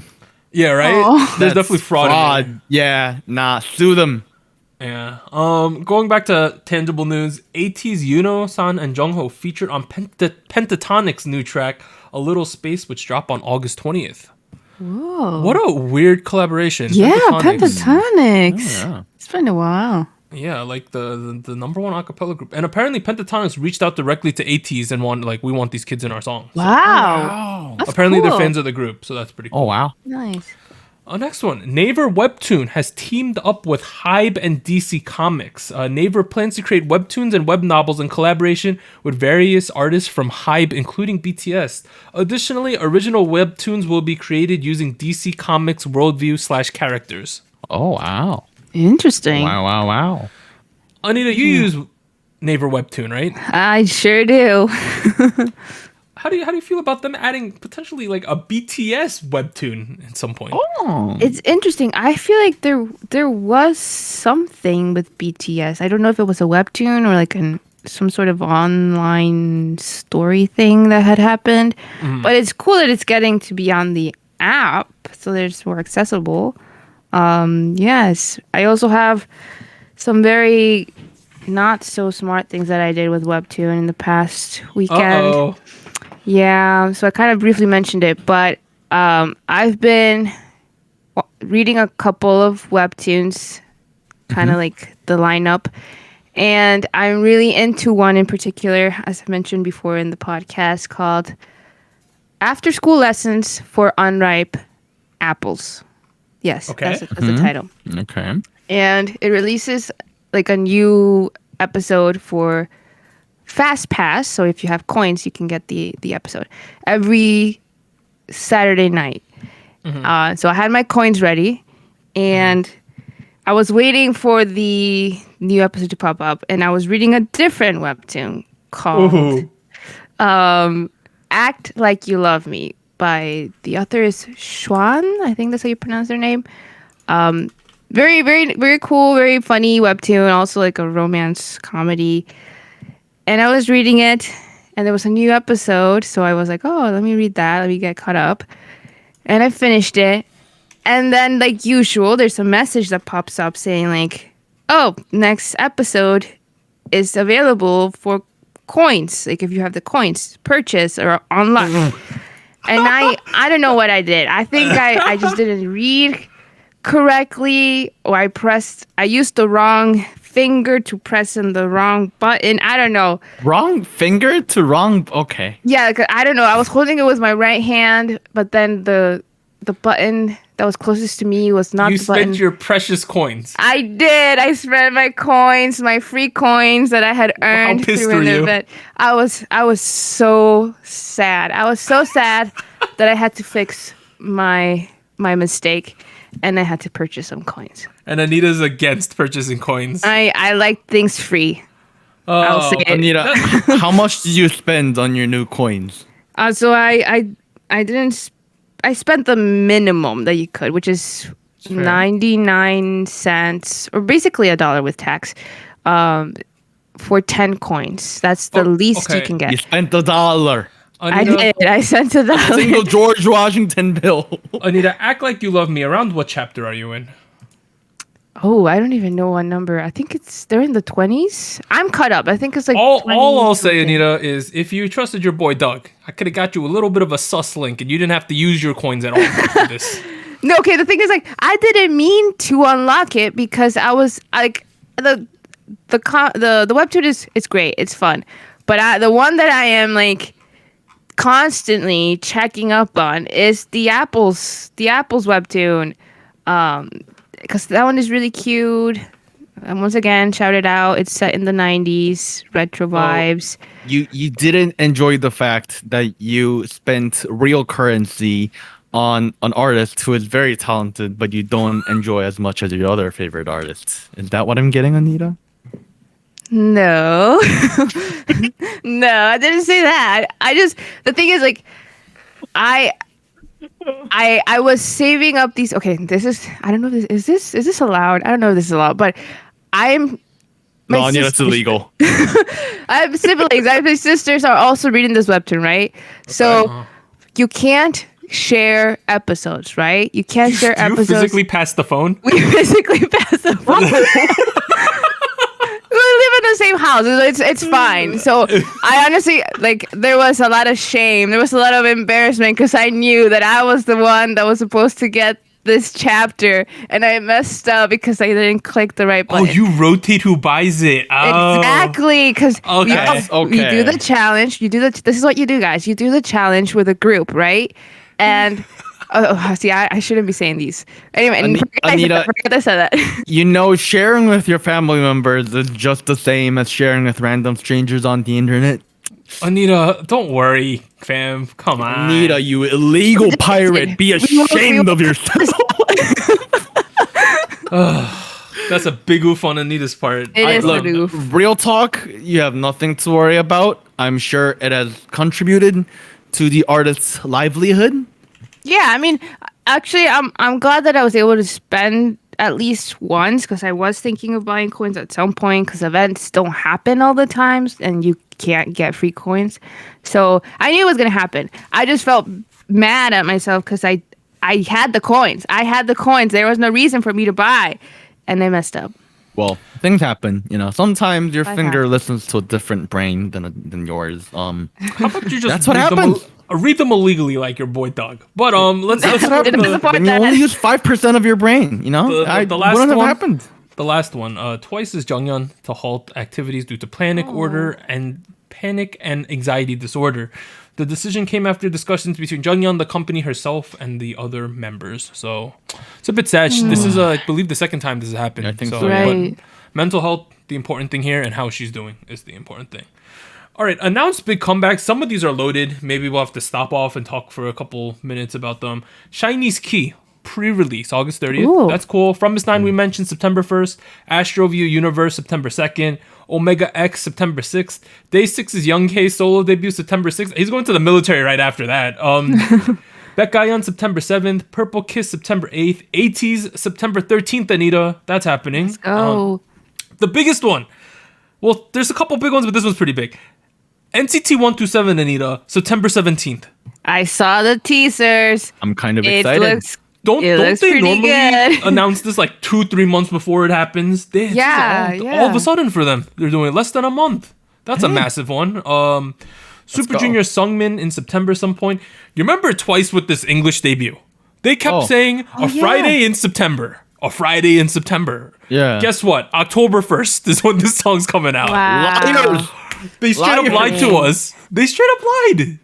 I don't know. Like, what's the marketing there, right? Like, I don't understand the logic to doing that. Who wants to bet that someone at JYP thought September had 31 days or something? Oh no. So that's that. Schedule it. 17 mid-October, so that should be pretty big. Wonho coming soon. Blackpink's Lisa solo debut. There's a picture up now, and it says coming soon. It's happening, y'all. We got 4 months. Please. Have it happen. Coming soon hopefully doesn't mean next year in the summer, right? But Yeah, hopefully not. Jeez. So that's the news. Kind of crazy this week, but we are now at State of the Nation. Warren wants to talk about something real quick. Yeah, you sent me a birthday gift a while back. I finally did. got around to receiving it and building it. I don't know what it is actually. I don't know what it is. I think it's like a yellow glove. I can't really tell. No? There's like yeah, and like I've heard of these like stones that like Yeah. Yeah, I gotta like go around and collect them and like put them on your thing. I found one. Now there's like a purple one. I had to kill a whole bunch of people for it. Oh wow. But yeah, I mean, you know, I'm gonna try to find all the stones to make it look all pretty. Give context for people who don't know what you're talking about. It's the Infinity Gauntlet. It's the Lego Infinity Gauntlet. You had to. It's kind of big. Bigger. It's kind of. Oh, it's not actually that big. The perspective was. Oh, No, Pretty nice, no, though. it's pretty Wow. big if you ask me. It's a it little looks like smaller it than my looks own like the hand. yellow glove you wear when you do dishes. I'm kidding. No, it doesn't. But yeah, it's intricate. Wow. Thank you, sir. Yes, you are welcome. Happy birthday again to you for some reason. Yeah, it's been a month. Thank you. You want to talk about Girls Planet 9? Apparently, do we I'm want the only to one. blast off to the infinity and beyond and talk about Girls Planet 999? Oh, wow. You want another transition here? They did performances, right? Yes. Yeah. There was a lot of filler though for performances. In the beginning. They Yeah. did four. They did 4 out of the 11 for this round. They only did 4 out of 11. I thought they would have done 6 out of the 11. I don't know. What they started off this episode with is they showed like the real time rankings for the cells at the moment. Right. They did it real quick. They didn't even mention it again. They just showed it, and then I was like, all right, that's it. Some things to notice: the 5 groups that I said were really stacked last week were all in the top 6. So that's the one with Yujin and Chaibing, the one with Youngin, Shun Zhaoting and Yurina, the one with Suruchi, yeah. Hikaru, Jiun, Yeso, Mashiro one, and then the Zoa Roda one were all in top 6, right? The only other one that I didn't specifically mention as being overpowered was 5th place with Huning Kai's sister, Huning Bahia, Huning's sister. She's in 5th place. She's hard carrying that cell. I looked at the other kids in that group. And then Fu Yaning, she's getting the evil edit, but she's in 8th place. So Oh, wow. Oh, wow. it's completely controlled by the super strong kids right now, right? In terms of the popular kids. So they did current cell rankings, and then they did a giant thing where each group was picking their center, their leader, the awkwardness that comes along with the languages. 2 kids got really bad edits during that segment. I think it was the only 2 notable things. The first one was this girl, Yeon Young, right? I forgot what song she was in. She got the J from Island edit, where essentially she tries out for every single position and doesn't get it. And She's in the Eve. She's in the Eve? She's in the Eve. And she's K33 and she tried to get a good position. Yeah. I mean, This Eve group is it's spicy. All the bad edits are from the Eve group then. Because, Yeah. I was actually shocked to see that a lot of the zooming in, right? The zooming in, the panning.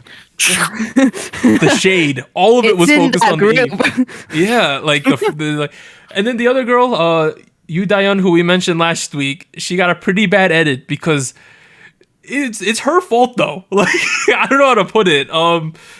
The first edit was her. Fu Yaning was like, they were like, who wants to be leader? Fu Yaning's like, I want to be leader. They're like, why? She's like, I'm pretty good and I'm the oldest. And you know, for Asian people, that's good enough for me, right? Like, and Yu Daeyeon was like, well, I hesitated, and then she was all of a sudden leader, right? And then she didn't get center, and then she didn't get the part she wanted, and then she cried. I don't know. I didn't feel like that looks that bad, though.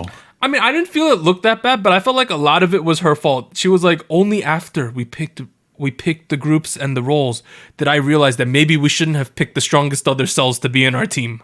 Right. I mean, like, she was doing the best she could in her point. Like, personally speaking, I wasn't super big on, like, Fu Yaning going, I am the oldest, therefore I deserve to be leader. That's not, I mean, I understand conservatively speaking, that's the way people think. I thought I don't know. I didn't think that was the best look ever, but the thing is, she didn't say anything, you know? Sure, I mean, nobody said anything at the moment, but, like, I still don't think that was the best way to go about it, personally speaking. True. I don't know. Maybe I'm just biased against this girl at this point. Who knows? Well, the other thing that happened was after, because she tried for center. Right. Suruchi won it. I think it is what it is. That was a fair vote. And then the other thing was the way they did the part selection was they're like, hey, you're gonna try out. Everyone picks what part they want the most, right? And you think Right. you have a reasonable shot to get. You compete. We vote. That person gets the part, right? And then the other people, you got to do the other parts. It was laid out very fair that that's what they were going to do, right? That's fair. And then after the fact, she's like, I want to try out for another position. And everyone was like, well, we agreed to the way we're going to do this. Right. And she tried to fight that for a little, and then she got depressed. And I was like, all right. At that point, I was like, I get why you're kind of sad you didn't get the positions. I get the Fu Yaning thing's a little sus. But I'm like, you agreed to the terms and the conditions of how we're going to pick the roles. Well, I mean, I think it's fine for a person to regret. That's my takeaway with it. Yeah. You know, I understand why she's sad. Like, I would be really sad too. I get it, but for me personally, at the same point, I was like, just suck it up. Like it does, it is what it is. Oh my god! I was like, it is what it is. You didn't get chosen. Like, what are you gonna do? You're gonna pull a recount? Like you remember last year, someone pressured Nako to give up center, and like everyone got so pissed. Yeah, I remember that happened. I forgot about that. Oh my god, 3 years ago. Yeah, she was like, I want to be center so bad, and Nako was like, I guess you could take it. Like that was a bad look. Wait, quick correction. The first girl that you mentioned, Young Kyung? Young. Right, Young Kyung. She was in the Blackpink. Oh, the Blackpink song. Yeah, okay. I got confused. I was like, there's no way this girl had that much bravado in that Eve team that's so stacked. Sorry, I got confused because I feel like both of these edits were very similar, but the first one with the Blackpink group, it didn't feel... I feel like she understood, like, oh, okay, I gotta try. And, like, I understand that I might not be, like, picked, right? Because they all vote for this part that I want, but I'll keep trying for the other ones. And then when it happened with Daeyeon, I feel like she also did that same thing, that same strategy where you go through the parts and you try for what you want. But I feel like, at least the way that it was edited, it felt like she was seen as a lot more pessimistic right after the fact. Like she was like tearing up, and I don't know. I feel like I understand that if she's frustrated, especially because she was the one who, or not only her, but like her cell was the one that started the group that formed them. And I guess she also wanted some more say in what they did. But I feel like, don't start giving up. Yeah, like we still have a lot to go. I don't know. That was the only criticism for that one edit. Yeah.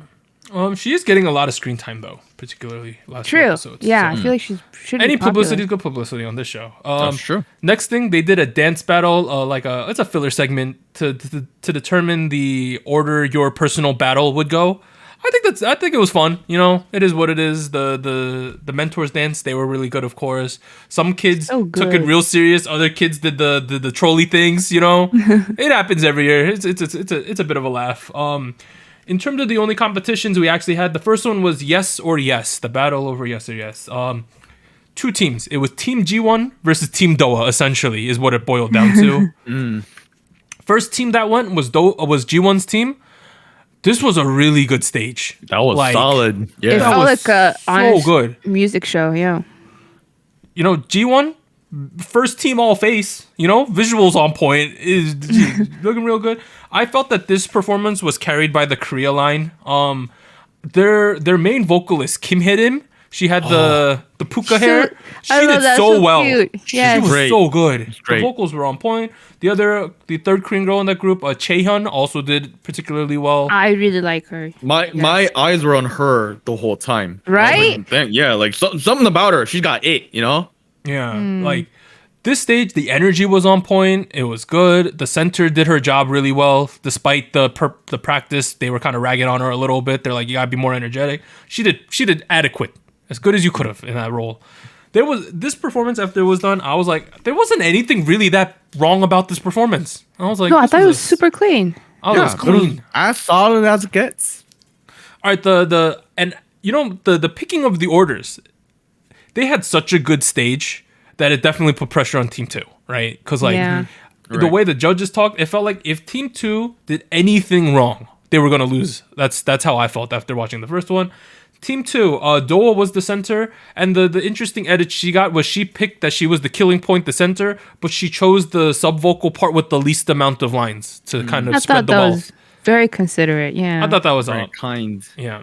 The main edit here was the saga with Seiyin on the oh my god. She got like the dirtiest edit ever, but it was her fault though. It was her fault. You know what? I feel like this might have been our Hell by Ya moment. Just only with one person, but still. Oh my goodness. This edit was so bad, right? Essentially Seiyin got main vocal, right? She's like 15 years old. She's really young. So young.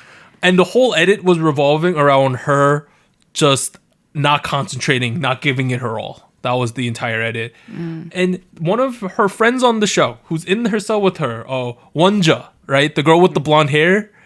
She basically said what everyone at home was thinking. She called her out on her BS. She's like, do you want to go home? I don't want to go home. There is no home for me to go back to. This is it for me, basically is what she was saying. She's like, I am putting 100% of my life on the line here. You should do the same, fam. Basically, it's like, I was like, I bravoed that moment, right? Like, That was a great moment. and honestly, that's what she needed to hear, right? Because like someone like Wonjo who was on Youth with you, what I watched, like was she? she's like she's been on a couple shows. She's been making the rounds on the trainee scene. This is probably it for her. This is the best opportunity she probably has to debut, right? And she's like, it's ridiculous that you're not taking this serious, and we gotta get sent home because you ain't trying. And like saying though, like, to be fair, she did step up her game a little, but man, that edit was really bad for her, right? I mean, on one end, I do kind of understand. I know how I was when I was 15, you know? Yeah, I was the a age. focus-less dick. I get it. But I will admit, when Wonzo was going off, you know, I watched the entire show on 1.5 speed. And at that point, I was like, back to 1 point speed here. I want to watch this normal speed. Best moment. Yeah, she's 23 years old, so that's kind of a little bit on the older side for a trainee, right? So like, Yeah. I feel the interesting thing is they're in the same cell, right? So regardless of the controversy, they got a lot of exposure. Oh yeah. Yeah. So it's kind of a good thing. So the people defending Saiyan, the people supporting Wonja, all that stuff, they're all going to vote for them. So it's a really good look for them overall. The overall stage, though, I thought Wonja did well. I think Doa did really well as the center. And Really? You didn't think Doa did that well? Actually, no. Doa, a little bit too much at times. Very too much. Remember the too much girl we had in Produce 48? Yeah, Fire Eyes. Oh yeah, this girl this time. The moment the song began, I was like, "What is going on with your verse?" Oh my god! The I amount guess of like besides different it was fine, cutesy though. poses Doa tried to hit in 10 seconds was out of this world, right? A little too much for me. A little too much. A little too much. Another person who did well, the person I like on the show, Rhoda. I thought she did good She's with her so vocals. stable. I like her voice. What's Rhoda's name on the show? Oh, Jian or something? Jian? Oh, I gotta give me a second. Girls. Pizzin. Yeah, that one. Okay. No, yeah, she was good. She was good. She was really nice. So Jian, Jian. her Korean is really good. Oh man, yeah. I believe she took Korean in college, so something like that. A lot of these girls, their Koreans are impressive. Like Wonzo too. What I was thinking, Wonja, she doesn't know a ton of Korean, but she knew enough Korean to scold someone. That means you're good at Korean, right? Like, and then Rhoda, after she gave the like when they were doing the interviews before and after the competition, she was like basically fluent in that, right? I was impressed. I've been impressed with so much Korean on this show. You know who also stood out to me a lot? Who? I can't believe her name is not on your script. Kishida Lyrica. Yes, The she was vocalist so with the cute. twin tails. Yes. She was so good. Her voice just rang straight out. And I was like, man, I'm going to Oh yeah, remember she was good you. too. Yeah. She was great. I remember her voice very clear. Like, I think that's good for her because it feels like some of the J trainees, if you're not a top tier J trainee, it feels like you're kind of lost in the sauce right now, right? yeah. There's not a lot of notable because Korean kids, Korean, some of them are very famous. The Chinese kids, a lot of them were on competition shows, so people know who they are. The J kids outside of like Hikaru, Mashiro, Yurina, and maybe Momoko because of her baby metal thing, not too many big names, right? Right. And like what's been a little annoying for me personally is the way Japanese people sing popular pop music wise and the way Korean people sing in pop music wise. Very different. is. Sometimes a little annoying. But I think what was really interesting about Lyrica is the way she sings was it brings out the best of her, the best of Japanese pop music, but also I think is very appropriate for K-pop. That's something we never saw in Produce 48. That's, I think, the first time I've seen it on this show. Super cool, you know? Yeah, and I think it's good that some more Japanese kids are getting exposure because they're kind of really lost in the sauce, unless you're a big name right now. Well, she is a meatball in the sauce now. I'm seeing it. And it's very clear. You found the meatball, right? I see the meatball now. You ain't lost anymore. It's a great moment at IKEA right now. Let's move on to the second stage. This was like this is not a great performance by either group. The How You Like That stages were not good. Oh. Like, they were you know, rough. you know what was really funny? The first line of the entire song is 보란 듯이 무너졌어. It's like, which if it translated, that means like, oh, I fell apart as if you were watching. And I was like, you fell apart as I'm watching. Yeah, this was just a rough stage. So the team 2 won first. The notable names were Bandits Seunghoon, right? Oh, yeah. She was pretty good. You had the Daeyeon girl, who's K1, whose her whole thing is like, I'm not a famous trainee, but I'm really good. You know, that's her whole storyline. And she was the only one that didn't make it to top 9. Yeah, that was a 1. And then their center, Gia, did a really good job, and I had no clue who she was. Yes. Before she did the center role, Yoon Gia. The main rapper, yeah. There were like big mistakes in this stage. Oh. There was a segment where Daeyeon and another girl behind her, I don't know what they focused in her. I had no clue what they were supposed to be doing. Okay, I think what happened was that, so if you see them, they do the choreo for the first chorus, right? So I think they got messed up. One of them, or both of them at the same time, start doing the wrong chorus. One girl like randomly twerked for a second. I'm like, it ain't twerking time. The first chorus. That's the choreo for the first chorus, and since it's the same, like it just repeats. Right? There's not much difference in the chorus.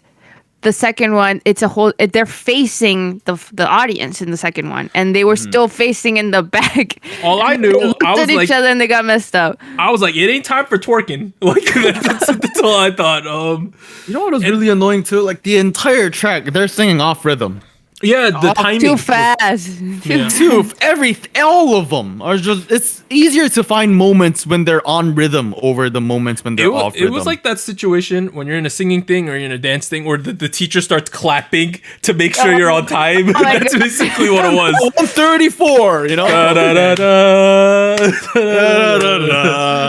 like the timing was a miss. But this group had like big mistakes that like threw the stage off completely, where you watched it and you're like, well, I just lost all immersion on this stage. And then I was hoping Team 1 with the stacked lineup would be amazing, because they got like a gajillion good kids in this. Was not that good. Well, they also fell apart right off the beginning. This is the team with Yoojin, Shun Jiaoting, Youngeun, Chaibing, Yurina. The 4 of those kids are top 9, and Yurina's close to top 9. That's half of the top 9 is in this group. It was rough too. The 2 major mistakes, Chaibing right off the bat just screwed it up. It was over right there. It was so sad. It was just awkward because she was in the front too, right? Messed it up there. And then something about the chorus, the choreography, you have to like run around someone and hit it, right? Yeah, Xiaoting didn't run fast enough, or she wasn't like running. She was like walking. Like she made it, but she made it just in time where she didn't have enough time to like set herself and then hit the move. So it was kind of like, oh, I'm gonna start hitting the move while I'm about to get there, and it just looked awkward, right? Like the drop is happening while I walk. Essentially, just like it will. I think. Oh, let's go back to the Yes team. Team 1-1. I thought that was fair. I think most people thought that was fair based on what happened. Yes. For How You Like That, this team, the second team that performed, won. I thought that was the right decision. It was the best out of 2 bad teams, though. Yeah, they were. Yeah. They made mistakes too, but they just weren't as big and as terrible as the first How You Like That team. That first How You Like That team made some horrific mistakes that were like, this is terrible. But you know what? I feel like in the first half of their performance, I was like, okay, a little fast, but nothing terrible. I feel like the energy was there. Dia was killing it. Also, their main vocalist, I don't remember her name. She's one of the Chinese trainees. I really liked her voice. I thought she did really well. But then she was the one who made the mistake in the choreo in the second half of the song. So I don't know. I feel like I wanted them to do well, and then it fell apart. Are you possibly thinking of Shinwi Zhou? Yes, I think I don't remember her name exactly, but I know that she was the vocalist for that group, and then I saw her make the mistake, and it was like, no. Yeah, it's like this is how I thought. Team 2's center, the first team to perform, Jia, she completely outperformed Chaibing. She killed it, right? Chaibing was a bit of a struggle city. But the overall performance from Team 1 was better, so you had to give it to Team 1, the second one that performed. It is what it is. A rough stage. Yes or Yes was like 2 pretty good stages. Even the second stage, which had a little bit of mistakes, was also pretty good. It was but nice. This How You Like That was a dumpster fire, especially considering how stacked one of these teams was. Like, I expected something amazing. That's pretty much how the show was. A lot of filler, not that much substance. Next week, though, 7 performances. 5th season, Fiesta teams, and then the EBS. And the Eve stage is getting hyped up so much everywhere. Really? I'm so scared to see it. I feel like it's gonna. Okay. It's gonna be rough. Spoil anything. If you physically cannot wait, if you love spoilers like your boy Doug, the Mnet K-pop channel on YouTube released the individual cams for every single trainee. You can see the stages that haven't aired in full yet. I will watch the ones that have aired for sure, especially for Yes or Yes, because I really like those performances. I think they did that because voting is ending right after the episode ends, so they want to give everyone the same amount of exposure in that regard. So that's why they did it. Okay, I like that over Produce 48 or X101. They did it. That's a new thing. Do you guys think so? Who are you guys liking so far? I have a top 9.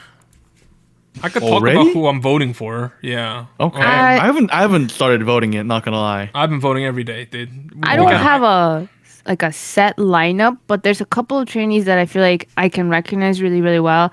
And I don't know, maybe I get really biased based on like interactions within the show or like how they are presented in their edits. But this past episode, the standout to me was Kim Chae-hyun from Yes or Yes. Okay, shout out to that team because they had a rough time and the Japanese trainees were struggling. They cried. They cried. Yeah, there was a disconnection, miscommunication, and Chae-hyun was like super aware and like really like trying to make that bridge between the members that couldn't communicate very well. I don't know. I just feel like I really appreciated that she was trying to make the team work. And I feel like it wouldn't have worked out if she hadn't done that. I feel like it really wouldn't. You want to know my voting patterns lately? Sure. The cells I'm voting for, so the 3 cells. The first one is Jiun, Suruchi, Hikaru. I think most people are voting for that cell. The second one is Doa, Rhoda, and Arira Risako. And then the third one is Youngun, Shunjia Ting, and Yurina. Those are the 3 cells. Oh, that's a good cell, yeah. That's a really good cell. Yeah. That's a good cell.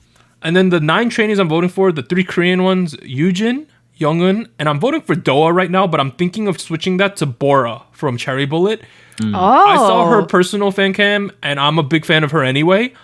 I think I'm gonna switch it to her lately. I'm looking forward to their performance. Yeah, She hard carries that. The 3 Chinese kids I'm voting for are Suruchi, Shunjia Ting, and Yu Yijin, also known as Yu Jiyin, also known as Rhoda. And then the 3 Japanese kids are Yurina, Mashiro, and Hikaru, the 3 popular ones. So Mashiro. Yeah, she hasn't performed yet. Mashiro's good, yeah. Okay, Anita, I saw the fan cam. She demolishes her stage. She's really good. Nice. I'm excited for the next performances. Yeah, I'm excited for the EBS ones. The EBS. Yeah, oh my god, the edit in the end for mic drop. Oh my, I'm so. Oh yeah, so okay. So the edit looked like pretty used good, right? It looked like mic drop was a dumpster fire, and then it looked like the Eve was either a big letdown or the best stage anyone's ever seen. Was basically the kind of edits they were giving them. Dang. It's gonna be interesting. Who knows? Because it's so weird. Because the Eve is gonna be either really good, but all the edits are showing people saying we had terrible teamwork. You know, like I'm scared. Well, if you have seen Mnet shows, I'm willing to bet money that they have a horrible time practicing, and then suddenly for the show they. And it's amazing. It's amazing. They work their asses off. The judges are crying. They're like, "Oh, you guys Also, have improved like- so much." A song like the Eve is such a good competition show song. Like it's hard to mess up that song because just the impact of it. But we'll have to see. All right, next week though, tomorrow Tuesday, Eunbi solo debut, hype for that. CL. Wednesday Mide, Thursday JB, Monday B2B, and Keys pre-release. Hey, we're probably gonna cover Eunbi. We're probably gonna cover B2B. There's a distinct chance, Therese, that we're gonna cover JB. Like, you gotta round up your Shut up. supporters to vote for it. It might happen. It's coming down to CL versus JB, essentially. Please vote CL. I like CL. I like CL. I'm just saying. But this has been Soju Talk, your weekly shot of K-pop. I'm Doug, rocking the Soju Talk hat. I'd like to thank Warren and Anita for joining me this week. We'll see you guys next time. Bye, everyone. Bye-bye. Bye. Special shoutouts to our Fiesta patrons: Based Mina, Shadow, Delmonic, Ellie, Jedi, Goku Mama, Jacob, Liam's Games and Toys, Luke Daniels, Malfiar, NJ Parks. Tier, thank you for joining SojuTalk, your weekly shot of K-pop.